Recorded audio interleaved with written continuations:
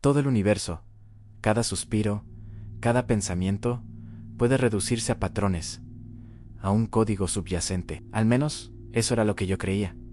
Mi nombre es Dr. Aris Thorne. Soy criptógrafo, no un místico. Mi trabajo es descifrar los susurros perdidos de la historia, encontrar la lógica en lo que otros llaman misterio. El Vaticano me contrató. Irónico, ¿verdad? Un hombre de ciencia llamado por la institución de la fe. Mi tarea era simple en catalogar una sección recién descubierta de las catacumbas de San Calixto, sellada desde el siglo IV. Me advirtieron, por supuesto. Hablaron de textos prohibidos y de precauciones tomadas por hombres que temían lo que habían encontrado. Yo me reí en la ignorancia.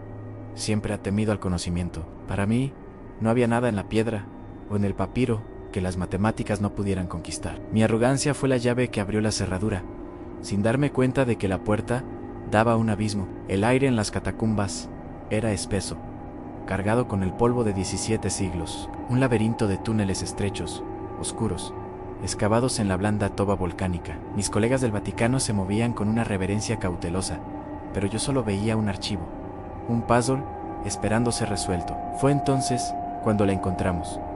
Una cámara que no estaba en los mapas. Había sido tapiada con una precisión casi quirúrgica. Al derribar el muro, encontramos un espacio circular, no más grande que la celda de un monje asceta, y en la pared del fondo, grabada con una destreza imposible, estaba ella.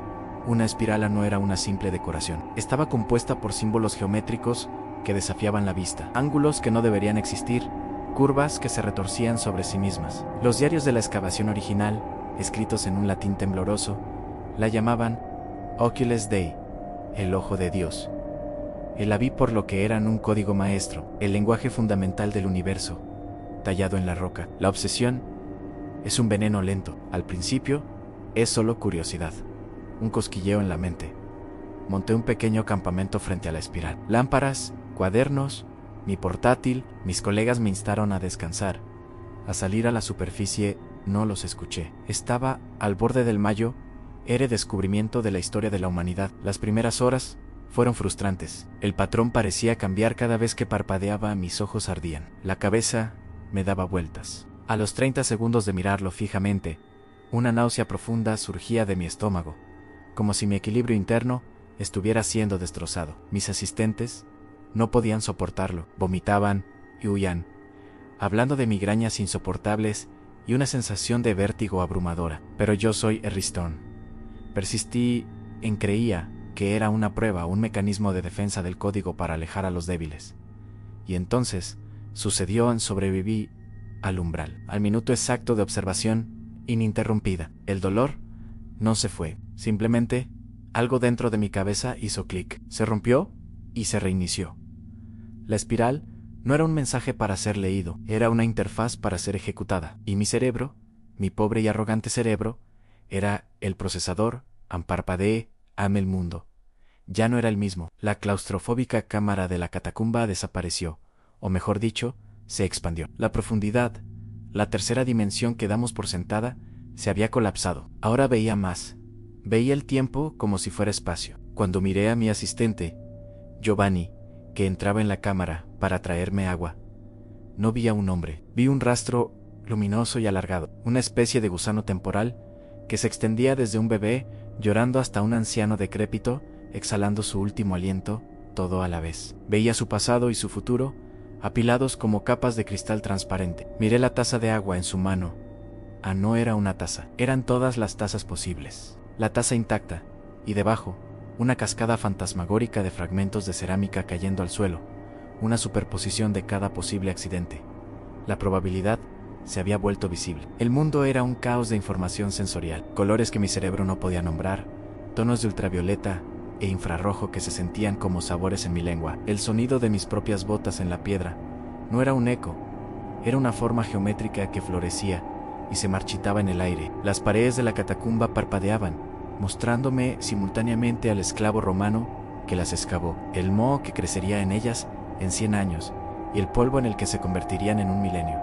Era hermoso, y era una locura absoluta. Intenté explicarlo, pero las palabras se me escapaban. ¿Cómo describes un color que no existe? ¿Cómo explicas que puedes ver el jueves? Mis colegas pensaron que había perdido la razón, que los gases de la catacumba o la falta de sueño me habían afectado. Me sedaron, pero incluso en el sueño inducido por las drogas, la visión no se detuvo. Era una cascada interminable de datos tetradimensionales. Me encerraron, me estudiaron, pero para mí, las paredes de la habitación del hospital eran tan transparentes como el futuro. Veía sus vidas, sus miedos, sus pequeñas esperanzas y sus inevitables finales.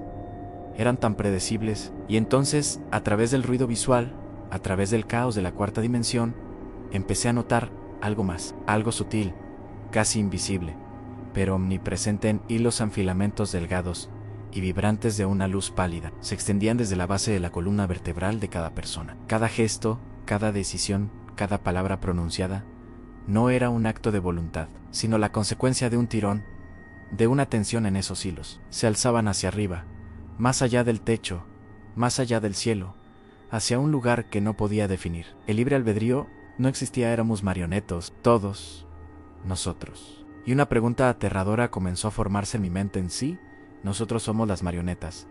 ¿Quiénes son los titiriteros? Seguí los hilos con mi nueva visión hacia arriba, más allá de la atmósfera, más allá del sistema solar, más allá del tejido mismo de nuestro universo tridimensional. Mi conciencia, liberada por el código, se estiró y atravesó el velo. Y entonces, los vi, estaban allí, aparcados justo fuera de nuestra percepción, en entidades masivas, antiguas, de una geometría grotesca, que hacía que la espiral de la catacumba pareciera un simple círculo. No eran demonios ni dioses, eran anarquitectos, granjeros anartistas.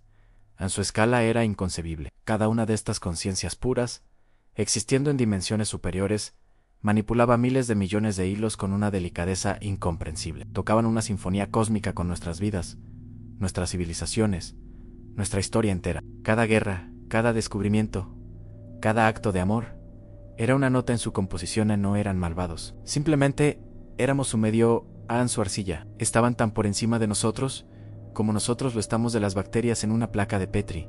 El horror no era que nos controlaran. El horror era nuestra absoluta e insignificante irrelevancia. El código de la cripta, el ojo de Dios, no era una advertencia. Era un lazo de retroalimentación en un periscopio, diseñado para que la creación pudiera por un instante atisbar a sus creadores, y al hacerlo, han ser vista. Mientras observaba estas figuras cósmicas, una de ellas, una montaña de ángulos imposibles y luz muerta, detuvo su manipulación. Su movimiento abarcó eones. Lentamente, con la deliberación de una galaxia en rotación, giró su atención. Sus ojos, vacíos del tamaño de nebulosas, se enfocaron, no hacia la Tierra, no hacia Romance, enfocaron directamente en mí, en la pequeña y oscura cámara bajo tierra. Y por primera vez en mi vida, yo, Ari Stone, el hombre que creía que todo podía ser analizado, entendí el verdadero significado del miedo.